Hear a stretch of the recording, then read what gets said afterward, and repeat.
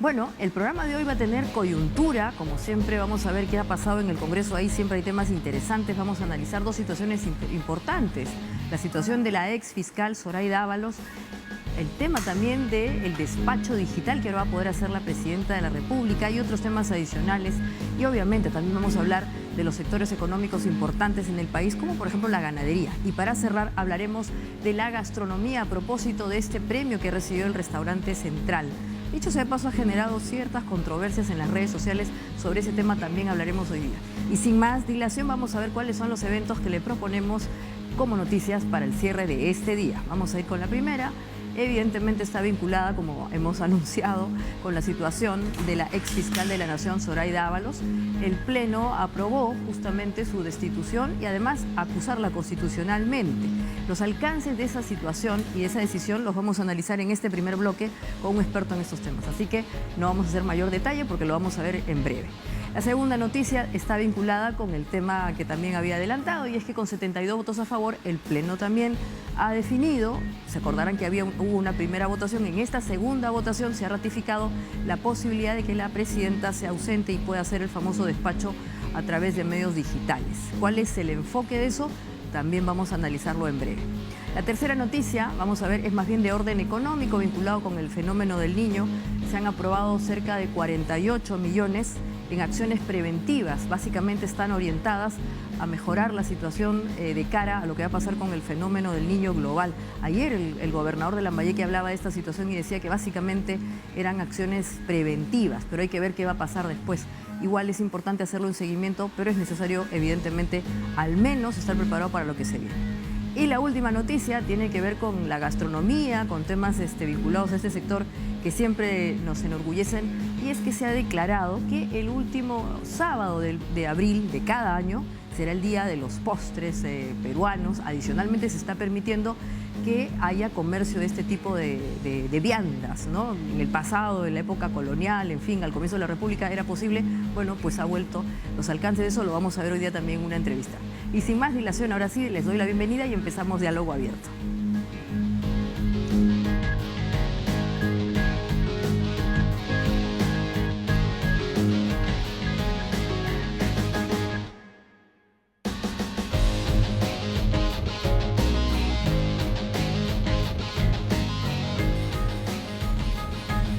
Bien, gracias por estar con nosotros. Como había indicado, vamos a hacer un análisis de varios temas que se han dado a lo largo del día en el Parlamento.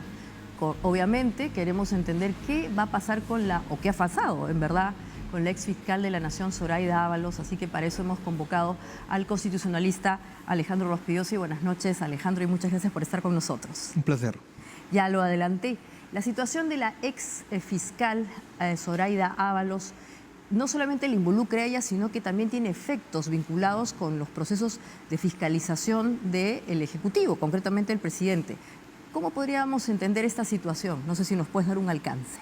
Bueno, el Congreso de la República ha ejercido las funciones que le da la Constitución en el artículo 99 y 100. Considera que se ha cometido una infracción constitucional, puede inhabilitar a un funcionario público hasta por 10 años. En el caso de la ex fiscal de la Nación, ha sido por 5 años. Pero además, el Congreso no es juez, no es el Poder Judicial, no sentencia, simplemente ha levantado el antejuicio para que el Poder Judicial pueda procesar penalmente a la ex fiscal de la Nación y pueda sentenciarla o absolverla de los cargos que le imputan, simplemente eso. Pero sienta un antecedente importante.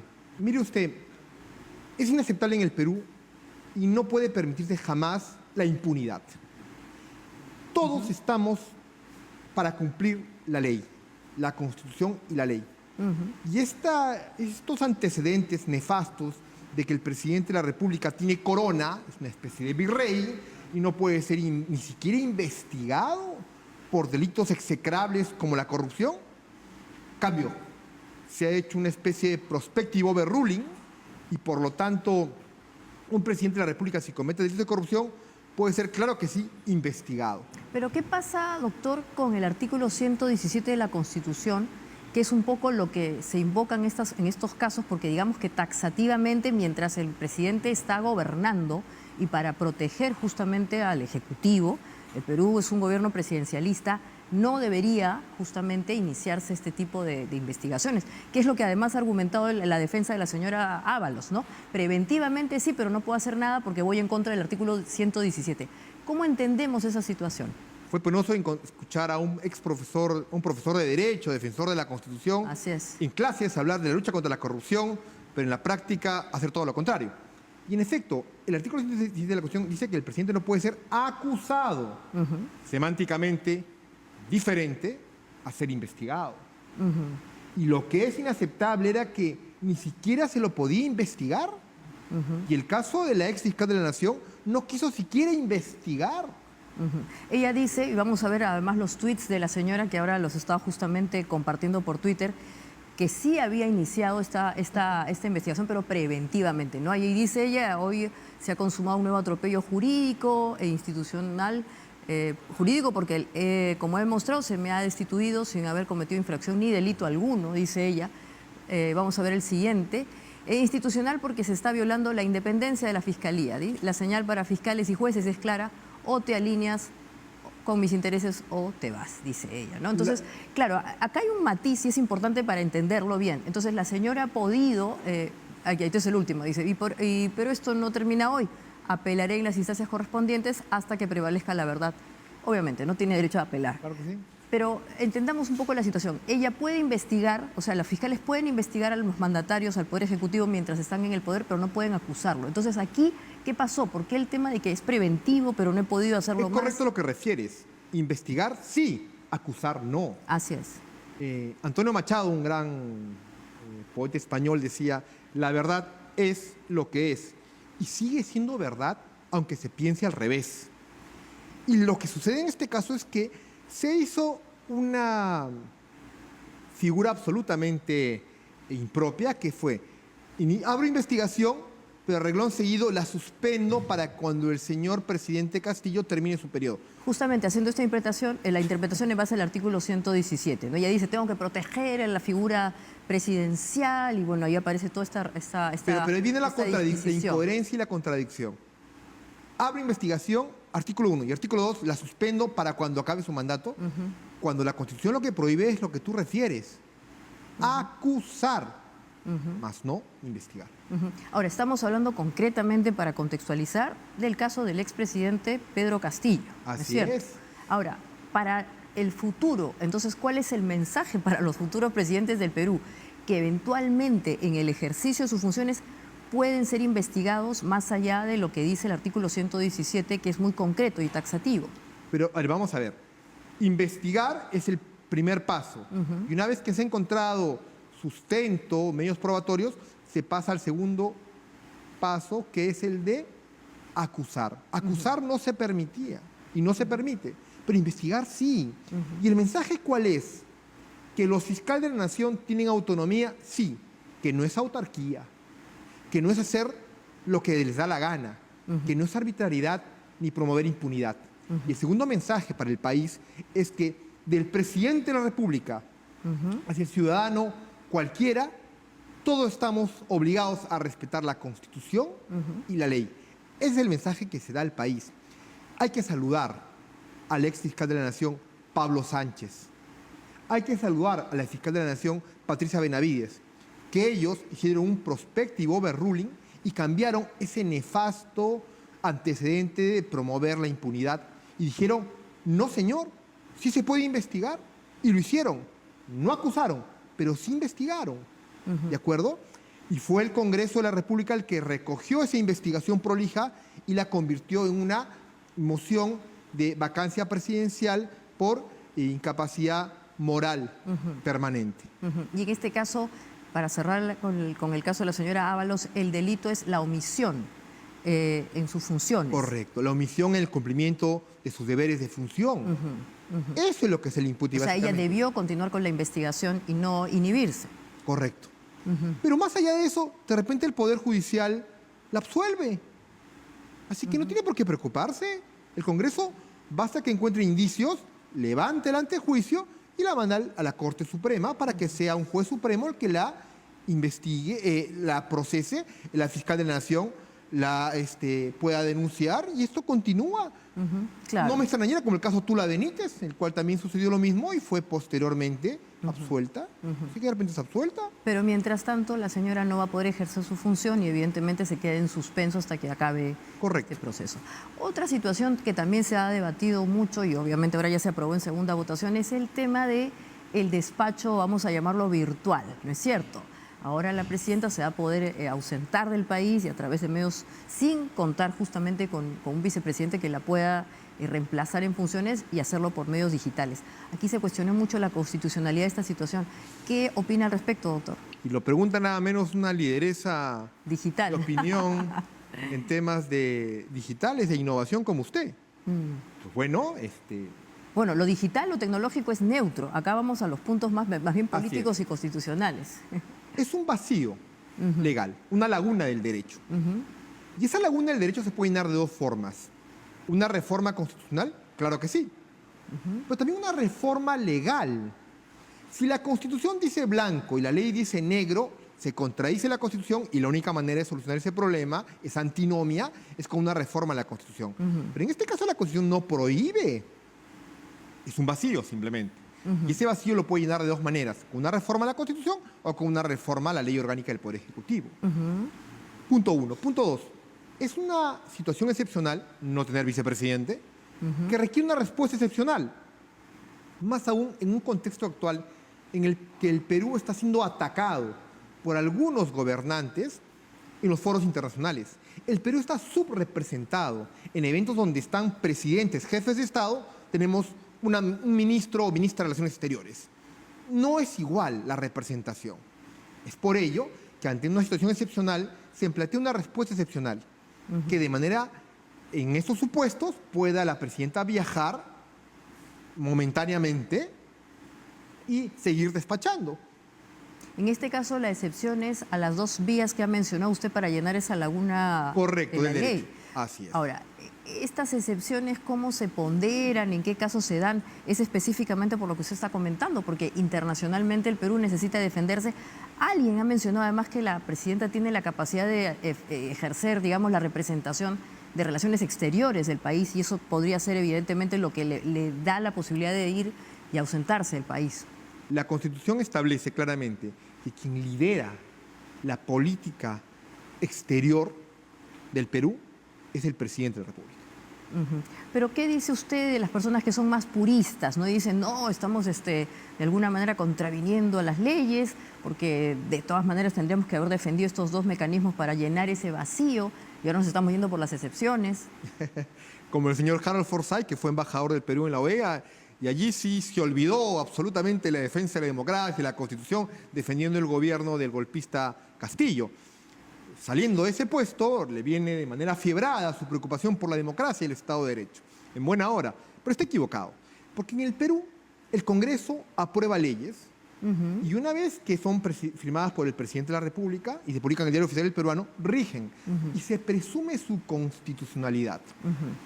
Si la presidenta viaja en base a una ley aprobada, publicada en el peruano, no hay ningún problema. Si alguien discrepa de esa ley, puede juntar 5.000 firmas o buscar las entidades competentes y presentar una demanda de inconstitucionalidad. Y el Tribunal Constitucional, en un proceso de inconstitucionalidad, si en una sentencia declarase inconstitucional esta ley del despacho de la presidencia cuando viaja fuera del país, recién allí la presidenta no podría continuar viajando. Pero en tanto la ley sea publicada en el Diario Oficial del Peruano y la presidenta viaje, no hay ningún problema. En el Perú quien declara inconstitucional una ley es el Tribunal Constitucional. No es el señor Harold Forsyth ni cualquiera que piense o cualquier diferente. persona. Y por último, Así es. estas excepciones probablemente tienen un contenido político, ¿no? Que es lo que justamente permite sacarlas a la mesa, porque evidentemente es una excepción a la aplicación, obviamente que es el principio básico que tiene que ser a través de un proceso como el que usted nos ha definido, por A o por B, ¿no? Porque lo normal es que tengamos un presidente con dos vicepresidentes. Es lo normal. En este caso, carecemos de esa situación y además como el Perú está siendo atacado en los foros internacionales por personas enemigas de la democracia peruana, pues corresponde que el Perú esté ahí representado por su jefe de Estado. Otra situación excepcional, doctor, ha sido lo que en algún momento se estableció como la denegatoria fáctica de la cuestión de confianza. Alguien en ese momento interpretó que era también una situación excepcional y había que tomarla en cuenta de esta manera. ¿Ahí qué ha pasado? El Tribunal Constitucional ha indicado que no, que aquí no hay nada de vacíos o interpretaciones laxas, sino que esto es directamente basado en función a lo que dice la Constitución. Más o menos es así la situación. Hay que decir al ciudadano que tenemos tres poderes del Estado. El poder ejecutivo, que es el presidente y los 19 ministros, el poder legislativo, que son los 130 congresistas, y el poder judicial. Y ahí debe haber pesos y contrapesos en el ejercicio del poder. La cuestión de confianza es una situación excepcional en el cual el poder ejecutivo le dice al Congreso, para ejercer mi política general de gobierno, poder gobernar, es imprescindible, esencial, tal materia. Y si no la apruebas, hago cuestión de confianza. Y si tú me niegas la confianza, pues renuncia a mi gabinete y tendré que nombrar otro gabinete. Claro. Pero si por segunda vez, Congreso, tú me niegas la confianza, la Constitución prevé que el presidente puede disolver el Congreso. Estamos en situaciones límite. En esas situaciones límite no podría el Poder Ejecutivo, por cualquier cosa, plantear una cuestión de confianza. Pero peor aún, por temas que no son de su competencia, sino competencia ajena, la del Congreso de la República, como aprobar leyes orgánicas y en fin. Entonces, no podría permitirse que el Congreso sea un rehén del Poder Ejecutivo, porque el Congreso es una mesa de partes. Imagínese usted que el Poder Ejecutivo no cualquiera a futuro dijese, quiero que me apruebes como una reforma constitucional que el presidente puede ser reelegido de manera indefinida. Y si no lo apruebas, cuestión de confianza. Y si me niegas a la segunda, te disuelvo. ¿Pero dónde estaríamos? Entonces, lo que ha hecho este Tribunal Constitucional es zanjar un debate, poner límite y coto a un choque de trenes, un choque de poderes que nos llevó en el pasado a la disolución del Congreso. Por lo tanto, hoy día entonces el Poder Ejecutivo tiene que someterse a lo que básicamente le va a plantear el Congreso. Al revés, el Poder Ejecutivo no puede someter a cuestión de confianza materias que son ajenas a sus funciones y debe respetar el balance de poderes. Y entonces, ¿por qué ha aparecido digamos, esta opinión en donde se ha empoderado? Hay una corriente de opinión que dice que se ha empoderado, vamos a ponerlo entre comillas, al Congreso. Lo que se está devolviendo es un análisis, digamos, más adecuado a lo que en verdad era la situación. Correcto a lo que refieres. Lo que pasa es que a veces las lecturas que se hacen son apasionadas o de un lugar o de otro. Mire, es de público conocimiento que yo critico al Congreso cuando hay que hacerlo y corresponde, pero defiendo la institucionalidad cuando es así. Y en este caso es defender los pesos y contrapesos en el ejercicio del poder. Y en virtud de esta situación, a lo último que estamos analizando es que eventualmente podría peligrar la situación del expresidente Vizcarra y algunos de sus ministros. Una pregunta interesante. Vamos por partes. Hay una denuncia constitucional presentada por la congresista Adriana Tudela contra los firmantes del acta del Consejo de Ministros del 24 de noviembre del 2022, en lo cual ellos dijeron que se les había negado la cuestión de confianza planteada por un proyecto de ley del Poder Ejecutivo. Vamos al contexto. A fines del año pasado, el presidente Castillo estaba arrinconado por los medios de comunicación, por la fiscal de la Nación, en las denuncias de corrupción que salían cada semana. Entonces dijo, ¿y cómo me disuelvo este Congreso? Y me lo saco de encima. Apelaré a la misma situación. Apelaré a la cuestión de confianza. Y fue el premier Aníbal Torres a presentar su cuestión de confianza. La mesa directiva, cumpliendo la ley, dijo, no, eso no es materia para someter cuestión de confianza. No, yo lo interpreto por mí y ante mí que sí lo es. Y así que renuncio. Y me han negado, se gastó la denominada bala de plata. Y faltaba la de oro y con eso se disolvían el Congreso. Entonces, es así que el Congreso presenta una demanda de inconstitucionalidad. Nosotros en los medios de comunicación dijimos que debía presentar una medida cautelar para evitar que se vaya a la segunda cuestión de confianza y poner disolución del Congreso y no estaríamos sentados acá ni usted ni yo. Entonces, es en ese interín que un Consejo de Ministros de manera contraria a la Constitución y por ende la sentencia del tribunal de esta semana ratifica que ese Consejo de Ministros violó la Constitución. En ese Consejo de Ministros había dos ministros que actualmente son congresistas, el ministro de Comercio Exterior y Turismo y la ministra de Salud, que es la señora Kelly Portalatino, y el señor Roberto, que fue ministro de Comercio y Turismo. Entonces, cuidado, esta denuncia constitucional va a seguir caminando y va a prosperar y podría ser inhabilitados para ejercer la función pública, porque la sentencia del tribunal sustenta ahora, de manera prolija, esta denuncia constitucional. Pero además que abre un campo nuevo y diferente, que es de que podrían ser denunciados por infracción a la Constitución el presidente Vizcarra y sus ministros de aquel entonces, que disolvieron el Congreso. Dicho sea de paso, que disolvieron el Congreso sin un acta del Consejo de Ministros. Así que el tema fue mucho más arbitrario todavía. Ahora, estas dos discusiones tan interesantes, el asunto de la denegatoria fáctica y obviamente también lo que ha pasado con la Fiscalía y la investigación que se debe hacer al Poder Ejecutivo, de alguna manera también está aclarando esta disputa que ha habido los últimos tiempos entre el Poder Legislativo y el Ejecutivo, al punto de que muchas personas han indicado hay que analizar cuál es el tipo de régimen que debería existir en el Perú. O nos vamos por el presidencialista o nos vamos por el parlamentarista. Pero con estas dos situaciones tan concretas, ¿ya tenemos más clara la situación? ¿El Perú es un régimen en donde los poderes están equilibrados o no? Somos una democracia incipiente. Latinoamérica en general es así. En Latinoamérica aprendimos de los Estados Unidos a un sistema presidencialista, ¿no? O mixto o híbrido, a diferencia de Europa, donde el sistema es parlamentario. Hay que decirle al ciudadano que en Europa los ciudadanos electores eligen a los congresistas. Son los congresistas que entre ellos eligen a uno de sus pares como jefe de gobierno. A diferencia de Latinoamérica, que los ciudadanos, los televidentes, eligen en la cédula de votación al presidente, a sus vicepresidentes y a los congresistas, de manera separada. Exactamente. Y de todas maneras es un tema relevante porque ahora que estamos volviendo a hablar de reformas, que va a haber tiempo, seguramente va a haber tiempo para revisar esos detalles y esos vacíos legales que seguramente van a aparecer de vez en cuando. Hay que aprender de la historia y también hay que ser justos en que este Tribunal Constitucional fue, por ejemplo, el que le enmendó la plana al Congreso de la República actual, cuando lo querían denunciar al presidente Castillo por traición a la patria, por comentarios que hizo en CNN sobre otorgar territorio o mar peruano a Bolivia. Fue el Tribunal Constitucional actual, con sus integrantes, que ridiculizó al procurador de aquel entonces y le dio la razón al Poder Ejecutivo y archivó esa denuncia por temeraria e irresponsable. Entonces, sería injusto decir que este Tribunal Constitucional solamente le da razón al Congreso. No. Bueno, en este caso se equilibró un poco. Muchísimas gracias a usted, doctor Rospigliosi, muy interesante, muy elocuente, además también la forma que nos ha explicado estos temas y esperamos tenerlo pues para seguir avanzando en este, como ha dicho usted, check and balance de poderes que hay que entender bien. Muchas gracias. Un placer. Y bueno, y después de este análisis que creo que ha sido muy interesante, muy instructivo, vamos a pasar a un corte y después volveremos con un análisis del sector ganadero, lácteo, que es uno muy importante, sobre todo en zonas como Arequipa, pero también Cajamarca. Así que no se vayan, volvemos con eso en Diálogo Abierto.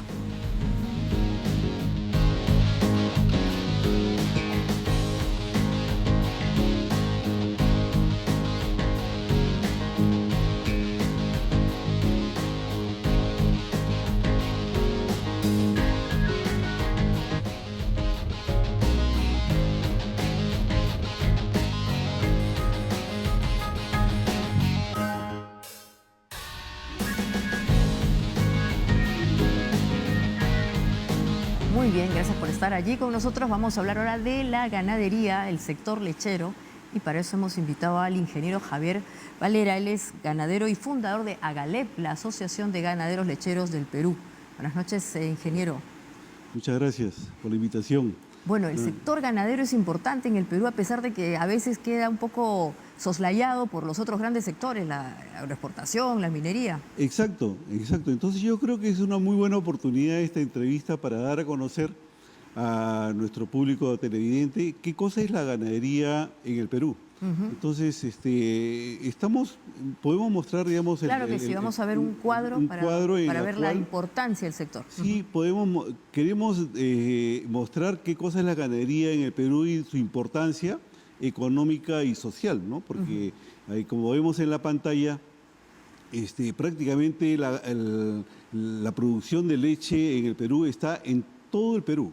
Estamos hablando de costa, sierra y selva, desde Tumbes hasta Tacna, y incluyendo la sierra, que ocupa un tremendo espacio, de cerca del 80% de la ganadería está en la sierra. En lo que estamos viendo en color rojo. Y lo ¿es que cierto? estamos viendo, digamos, en la pantalla, en el mapa del Perú, es lo que está más resaltado en rojo son las 3 regiones principales de producción de leche, que Claro. es Cajamarca, Lima y Arequipa. Estas, por tradición, siempre han sido las regiones de mayor producción, que más o menos, digamos, producen cerca de 1 millón de litros diarios de leche. Por lo tanto, entre estas 3 regiones estamos hablando de 3 millones de litros. El total de la producción en el Perú son 6 millones. Actualmente se producen 6 millones de litros diarios, ¿no? De los cuales se calcula que más o menos el 50% lo absorbe la gran industria, ¿no? Donde está Gloria, Nestlé, Laibe y otras más chicas.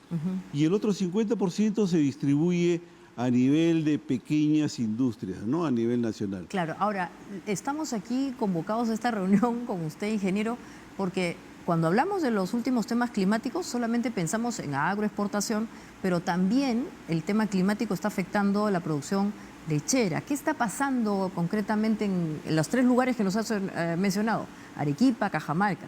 Bueno, tenemos justamente ahí un problema con estos cambios climáticos, porque nuestros animales, nuestras vacas están acostumbrados al frío, ¿no? O a un clima templado. Cuando vienen estas variaciones de clima, de mucho calor, ellas sufren un estrés calórico, ¿no? El cual tenemos que, de alguna manera, el ganadero paliar esta situación, bueno, dándole los baños, dándole ventilación y todo lo demás, ¿no? Pero hay un problema más grande, digamos, en el tema de los cambios climáticos, que es la interrupción de las carreteras, ¿no? Estos temas que hemos visto, por ejemplo, ahora último en la zona norte, ¿no? En las cuales estos ríos se llevan los puentes, se corta toda la comunicación. Entonces, nuestro materia prima, la producción de leche, es un producto que se tiene que comercializar todos los días.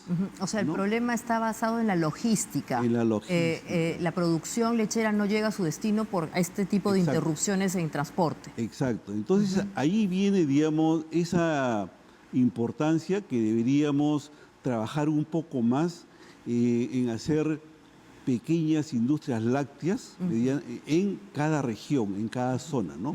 Ahora, Para ¿es garantizar, digamos, cierto que la crisis en Arequipa es tal que podrían quebrar las pequeñas industrias lecheras?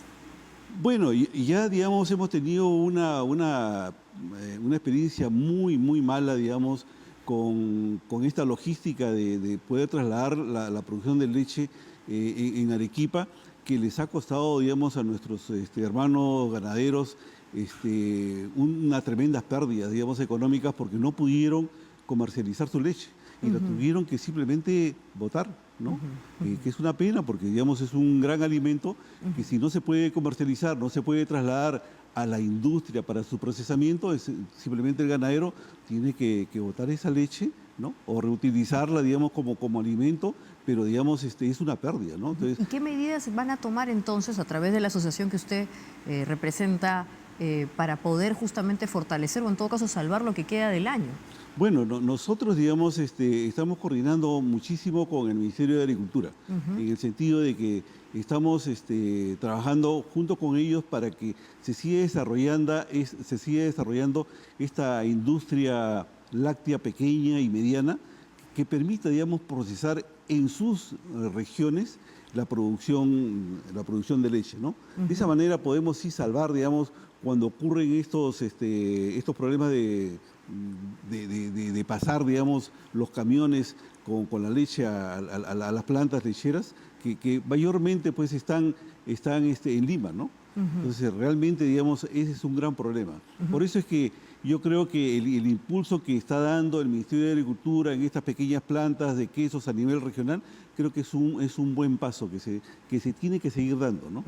¿Y estas plantas pequeñas que usted menciona también reciben algún tipo de apoyo técnico de su asociación, del propio Estado? En algún momento se hablaban de los CITES lecheros, este tipo de organizaciones que les dan capacitación justamente para certificar y poder exportar, por ejemplo. Correcto. Nosotros justamente por eso es que ahí hemos sacado a través del Ministerio de Agricultura una norma, digamos, en las cuales, si bien es cierto, se precisa, digamos, la denominación de la leche evaporada, ¿no? En la cual se dice que debe ser elaborada a partir de la leche fresca.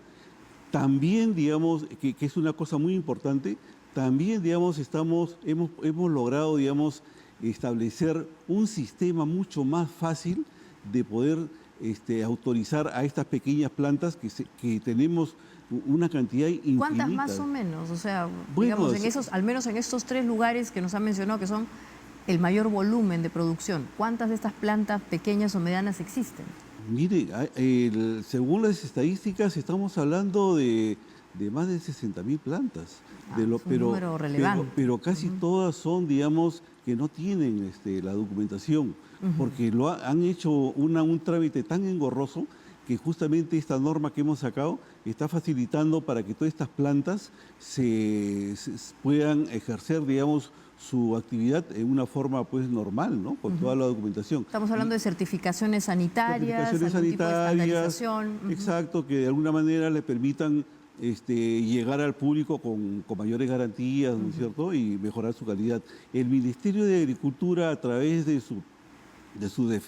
diferentes direcciones, están trabajando bastante, digamos, con el desarrollo de las plantas lecheras para hacer los yogures, los quesos, ¿no? Entonces yo creo que eso es un trabajo que nosotros apoyamos y estamos dando incentivos para que se genere, digamos, cada vez mayores plantas pequeñas, ¿no? Yo creo Ahora, que eso es muy importante. ¿el ¿no? consumo de este tipo de plantas está destinado básicamente al consumo interno o regional? ¿Hay un enfoque territorial respecto a estas plantas? Correcto. Yo creo que esa es una cosa muy importante, ¿no? Porque la idea es de que esta producción de las regiones se quede en sus regiones, ¿no?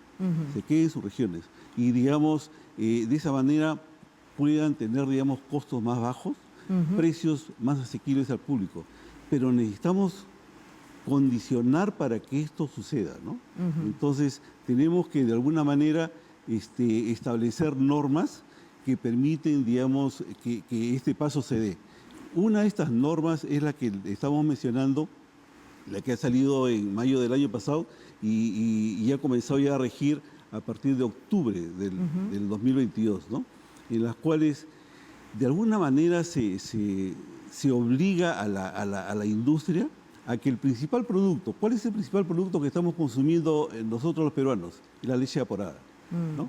Del 100% de la leche que entra a la gran industria, el 70% se convierte en leche evaporada. Lamentablemente, desde el 2009, en el 2008 que se permitió la recombinación y reconstitución de la leche, han estado haciendo un mal uso de la leche en polvo, metiéndole a la leche evaporada, ¿no? Ahora, pero volvamos al tema de las plantas queseras, que es interesante. En algunos países, como por ejemplo Francia, o sea, los franceses no pueden dejar de comer queso, o sea, hay variedades infinitas.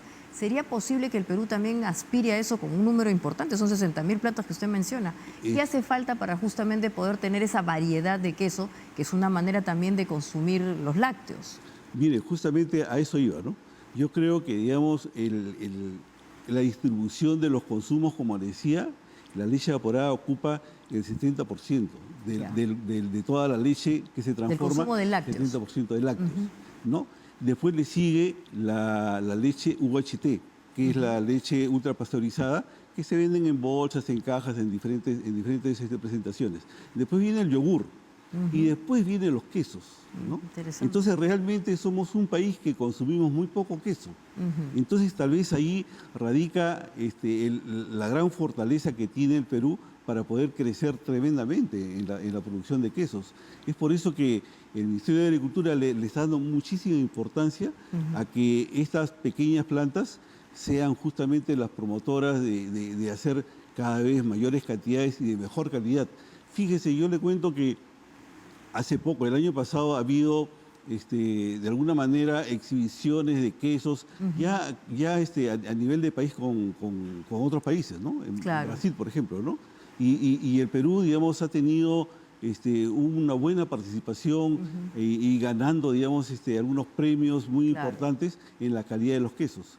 Entonces, eso de alguna manera nos dice que sí tenemos, digamos, un tremendo potencial de poder seguir avanzando con el tema de los quesos.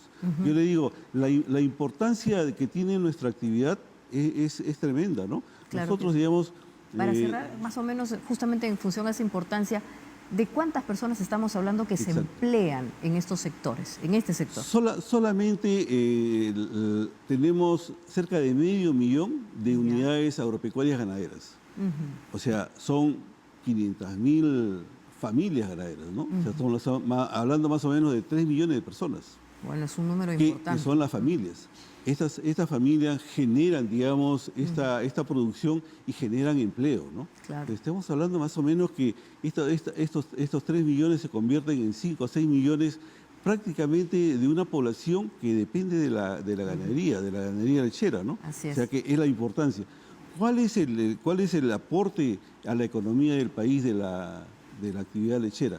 Nosotros, digamos, nuestra actividad aporta el 14% del PBI del PBI agropecuario.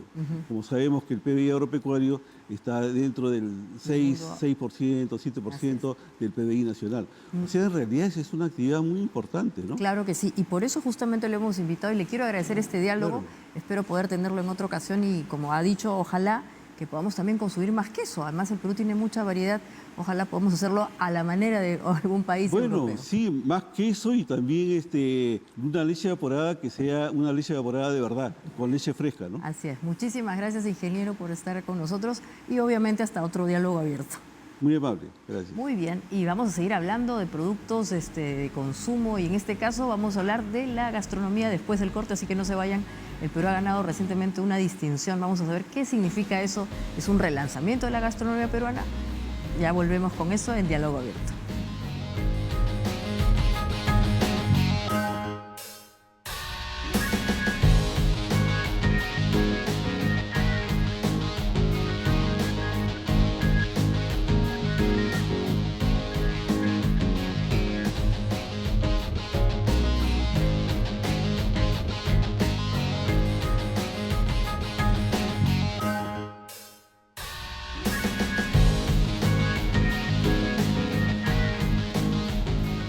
Muy bien, ya estamos de vuelta. Gracias por estar allí con nosotros. Vamos a hablar ahora de la cocina peruana que nos enorgullece y para eso hemos convocado a una experta en estos temas. Ella es investigadora, la señora Isabel Álvarez. Muchas gracias, Isabel, por estar con nosotros. Gracias al programa, tía Maite, por invitarme. Bueno, la cocina peruana es algo que nos enorgullece y según encuestas probablemente es una de las cosas que más nos identifica como una nación. Sí, claro.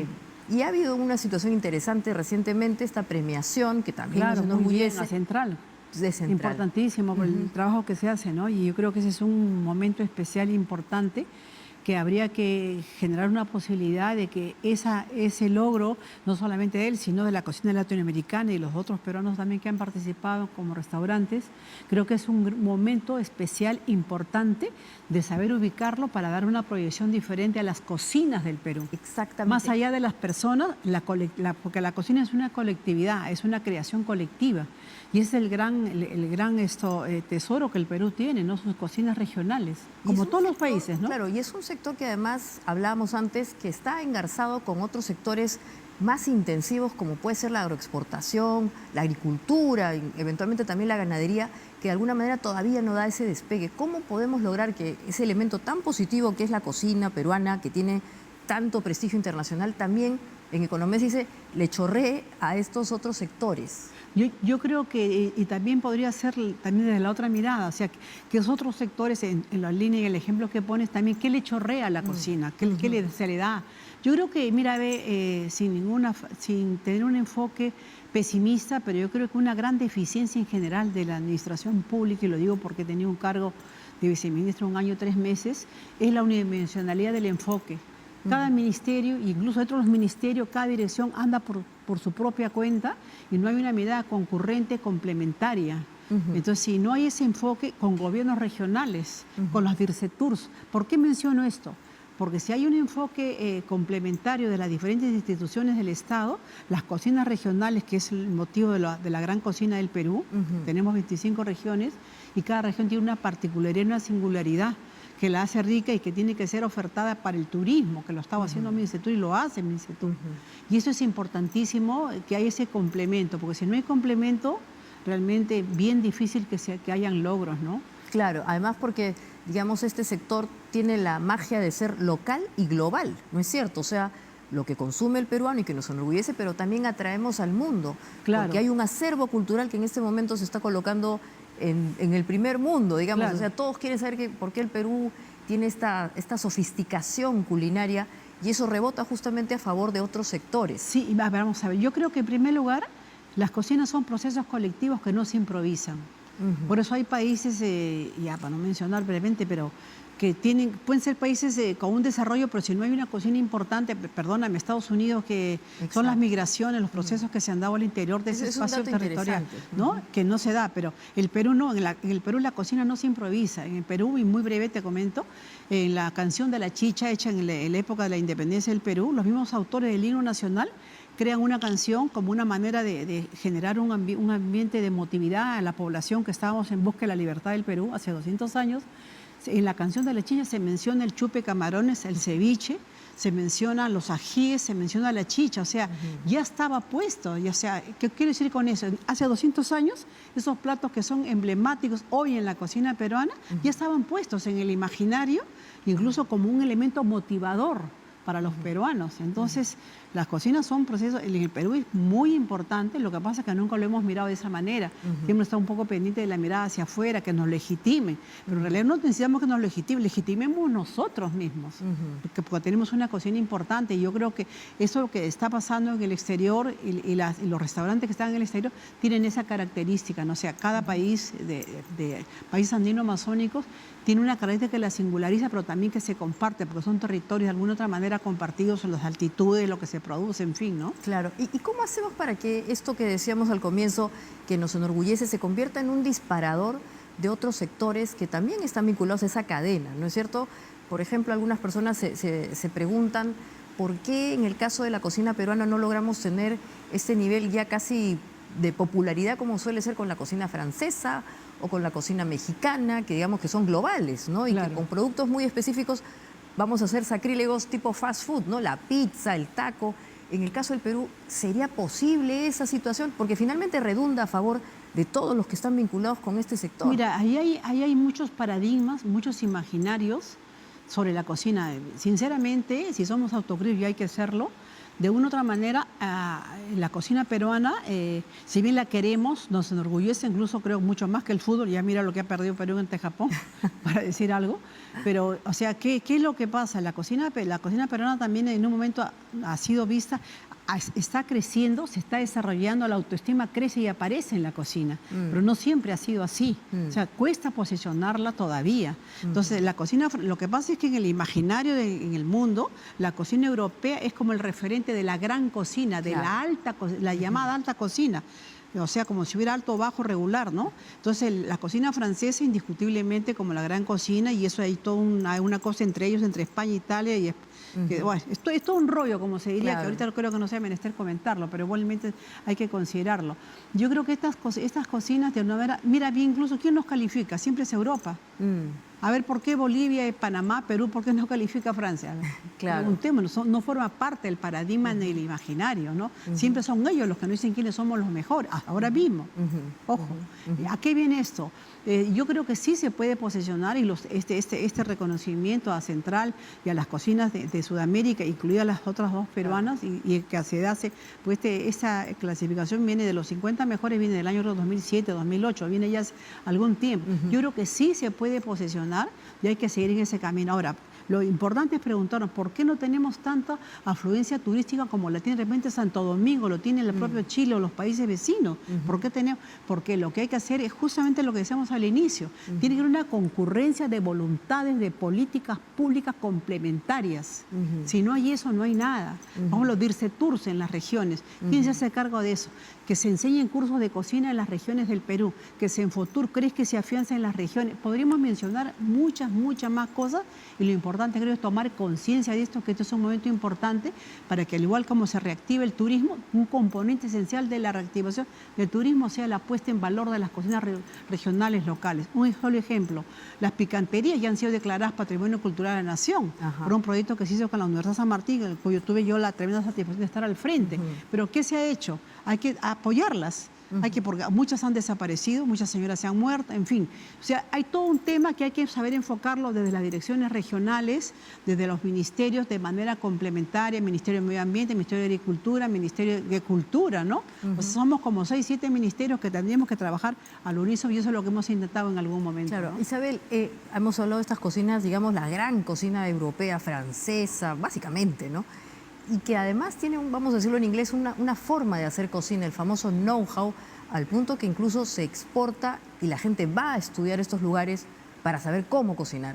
¿Nosotros podríamos soñar en algún momento de enseñarle a la gente cómo cocinar a la peruana? O sea, ¿es posible estandarizar o identificar esos elementos que hacen que un plato sea peruano y eventualmente abrir la gran cocina, la gran escuela de la cocina peruana? Ya, pero para eso tiene que el tema de la cocina, como manifestación de cultura de la historia del Perú, tendría que ingresar, y esa ha sido mi lucha siempre, ingresar a las universidades, que ingrese a los colegios, que la historia de la cocina sea parte de en la que se forme un cocinero y no solamente que conozca la biodiversidad y que no se vea solo como una despensa. Ojo, eso es bien importante. La cocina es cultura. El próximo mes se va a hacer el Día Mundial de Homenaje a la Papa, porque la papa salvó de la hambruna a Europa en un determinado momento, que lo recuerden muy bien. La papa es el corazón de la tierra, como en un poema lo digo yo, ¿no? Con tanto amor, porque la papa en vez es extraordinaria. Tenemos miles de variedades de papa, ¿y eso producto de qué es?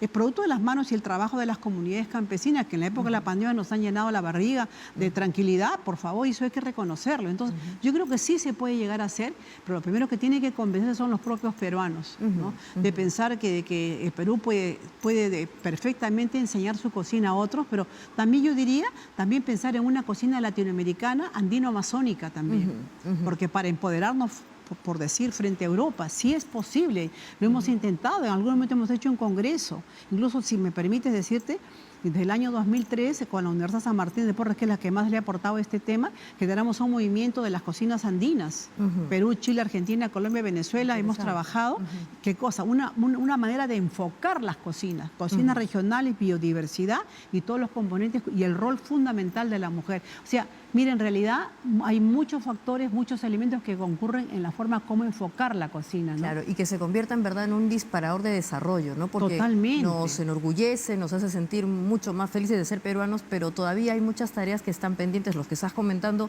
son parte de eso, pero eventualmente también, ¿tú crees que hay que generar algún tipo de impulso a este tipo de medidas? ¿Tú creo que tenías una propuesta al respecto? No, bueno, sí, claro, hay tantas cosas que hacer. En el Ministerio del MINCETUR, en el Viceministerio de Turismo, trabajamos un proyecto que ahora está puesto y que espero yo que esto se ponga, y yo creo que sea ahí esa voluntad, esperemos que siempre sea así, es viajes con sabor por las regiones del Perú.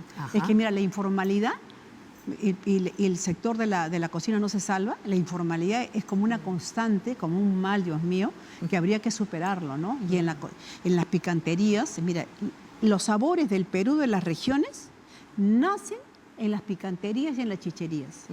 Que son estos lugares tradicionales. La chicha puede ser más importante que el pisco, porque es parte de nuestra cultura. Mira. Aja, la checha, azúa, la chicha, del norte en el sur, el maíz, que es la cultura, maíz y papa, como las dos manos de un cuerpo, por decir algo. Y por supuesto, sin desmerecer en lo absoluto los productos andinos, de los granos andinos, la quina, kiwicho y la cayigua, por decir algo, ¿no? Pero sí es posible hacer eso. Pero por supuesto, pero tiene que haber una visión complementaria de trabajar de esa manera, ¿no? Y en general la comida peruana es rica, sea muy sofisticada o menos sofisticada, ¿no? Porque también es verdad, como decía, que este es un sector que se engloba en lo que se conoce como industrias creativas, ¿no? En donde hay mucho elemento local el acervo cultural está en lo que tú dices, en la escogencia de los ingredientes, en la variedad. El Perú, gracias a Dios, está bendecido, como dicen algunos, por esta situación, claro. pero también es cómo se presenta, ¿no? Sí, claro. La experiencia, ahora está de moda decir la experiencia. Eso también tenemos que empezar a impulsar más en el Perú. Sí, vamos a ver, yo creo que tenemos magníficos cocineros, hombres y mujeres, que cuando se aborda una cocina, la tradición se respeta, pero no se trata de no tocar, porque la tradición también se innova, porque es parte de la vida, y la vida se innova. Si no hay innovación, no hay continuidad, pero también tiene que haber una continuidad con memoria. Si yo no sé de dónde viene ese plato, ¿cómo lo innovo? Exacto. O sea, qué cosa, además, ¿qué innovo de él? ¿Qué cosa heredado? Porque hay muchos platos que han llegado con los españoles. El ají de gallina viene el ají de gallina viene del marja blanco. Eso sería todo un rollo para conversar, que pueden parecer que es medio extraño que uno diga eso, pero así sí, por supuesto, hay una innovación porque también en la sociedad todo lo que es visible se ha pasado a ser como un valor, ¿no? Lo bonito, lo estético, en fin. Claro. Y entonces yo creo que sí se tiene que innovar, se está innovando, pero esa innovación que sea un complemento, ¿no? Porque, mira, la cocina es memoria, la cocina es placer. La cocina es el hogar, Son la cocina es la sentidos, ¿no? madre, Es una cuestión la cocina es la sensorial. madre, claro. No solamente es el gusto, sino todo lo que está envolviendo a ese momento, que es lo que justamente hoy día caracteriza a este sector. Es que la ¿no? cocina es el espacio más democrático y solidario que ha creado el hombre para saciar su hambre, ¿no? Así Es el es. único momento en que todos nos parecemos, todos estamos sentaditos frente a los platos y va. Y la cocina peruana es una gran cocina, definitivamente. Exactamente. Entonces, nos alegramos de este triunfo que también por supuesto. nos cae un Pero poquito. es el momento, es el punto de partida para afianzar y poner en valor la biodiversidad, el cuidado del medio ambiente, la propuesta turística que tiene que ser desde los ministerios a la cabeza de Mincetur y PROMPERÚ, que asuman ese rol, que se tome conciencia plena de lo que esto significa para hacer una propuesta para el turismo gastronómico y que se ejecute esto que señalaba, viajes con sabor por las regiones del Perú para un empoderamiento, una legitimidad de los restaurantes para que puedan ofertar las agencias Así de es. turismo, darle y oportunidad a todos, y ¿no? ampliar, Isabel, nuestra carta, porque cuando vienen las personas del exterior básicamente piden el ceviche o eventualmente otro. Bueno, entonces, ahorita ya ahora el ceviche ya va a ser declarado Patrimonio de la Humanidad. En diciembre deben dar eso. Bueno, ha servido de algo. Pero servido de tenemos algo. muchísima variedad y obviamente eso también hay que darle la oportunidad. Bueno, al el mundo ceviche es una que expresión, comparta. ¿no? O sea, alguien decía que había que desmachupizar el Perú y descevichar el Perú, porque son constantes, ¿no? La gente que Así viene, es. bueno, por decir, pero ¿quién va a negarse a ir a Cusco, por Sí, favor? sí, Es sí, una maravilla. exactamente. Y un ceviche siempre es alegría, ¿no? Porque un ceviche siempre es esa actitud de encontrar, nos comemos un cevichito, una Claro que cervecita, sí. una chelita, como se dice Así es. criolamente, Entonces ¿no? es posible soñar con una escuela de la cocina peruana, que vengan aquí a estudiar cómo cocinamos Bueno, los peruanos. en todos los restaurantes, y te hablo Hay de algo mío de propio, eso. vienen gente de fuera. Yo he tenido practicantes en restaurantes de otros países, todos los restaurantes de aquí, de cocina peruana, tiene gente que hace prácticas esto. Yo, por ejemplo, he tenido un grupo de 20 estudiantes de ciencias políticas de Washington, han llegado y vienen con la necesidad de conocer, de comer, de saborear. Yo creo que este logro debe permitirnos poner en valor mucho más, pero con afianzamiento, pero que no olvidar que Perú son sus cocinas regionales, el rol fundamental de la mujer y las cocinas regionales porque el Perú es sus regiones. Así es. Muchísimas gracias, Isabel, por este diálogo. En verdad, Siento no haber hablado demasiado. No, muy interesante y seguramente vamos a tener que explorar la cocina como un disparador de desarrollo. Pero Muy ahora bien. vamos a cerrar contigo el programa y con ustedes también vamos a ver la imagen del día que queremos compartir. En este caso no es nada peculiar, no es nada, digamos, optimista, es la situación, vamos a verla. El momento en que la señora Betsy Chávez Chino está llegando a Lima y obviamente a purgar, ¿no? O sea, justamente está siendo detenida, eso es lo que correspondía. La hemos escuchado, en fin, vamos a ver qué pasa después con su situación. Como siempre, agradecerles por su presencia a través de los medios digitales y obviamente también de esta señal. Si les gustó, compártanlo y como siempre, un like. Nos vemos mañana.